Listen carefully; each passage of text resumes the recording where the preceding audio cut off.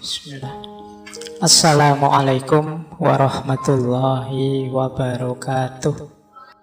Ini ciri-cirinya, ini umum saja ya. Semoga tidak ada yang tersinggung. Jadi ada yang emosinya rendah, kecerdasan emosi rendah, dan ada yang kecerdasan emosinya tinggi. Orang yang kecerdasan emosinya rendah, antara lain, ini saya tidak bilang semua, cirinya adalah yang pertama, cenderung mencari kesalahan pada orang lain.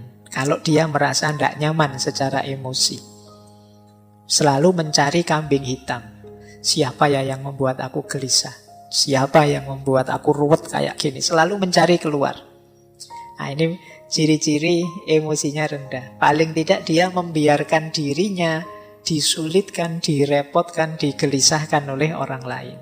Berarti dia tidak mampu mengontrol dirinya.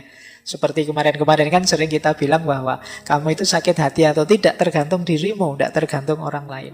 Kalau ada orang lain kok bisa membuatmu segelisah itu, ya salahmu sendiri, kamu mau digelisahkan oleh dia.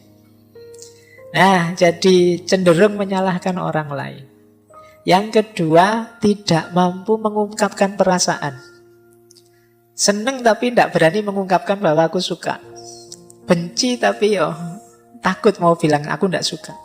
Nah, ini daya kontrol emosi kita tidak bagus. Tidak cerdas mengungkapkan apa yang kita rasakan. Pak, saya tidak nyaman loh Pak ngaji kayak gini nih, tapi saya tidak berani ngomong lah. Nanti kalau saya ngomong diketawain orang semasjid ini misalnya. Nah, itu ada sering kita itu dilanda kendala untuk mengungkapkan apa yang kita rasakan.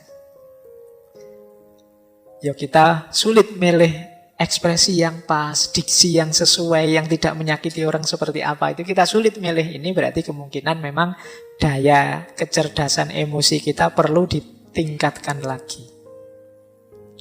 Yang ketiga, suka menyerang, menginterupsi, mengkritik, memberi cap orang lain.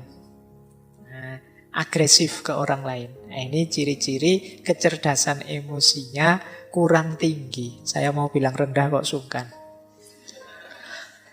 Jadi ya jangan suka nyerang orang lain. Ini alamat apa? Dia kesulitan untuk berempati atau memahami atau mengerti perspektif yang diambil orang lain. Jadi dia hanya merasa satu-satunya yang benar ya versiku. Akhirnya yang lain dianggap salah semua, dikritiki, diserang terus yang lain. Nah, ini kemampuan kelola emosinya rendah. Yang keempat, suka memberi analisis rasional berlebihan menanggapi ungkapan perasaan orang lain. Nah, ada enggak teman-teman yang punya teman ketika kita sedikit curhat padanya, kita curhat 3 detik, dia nasihatnya setengah jam.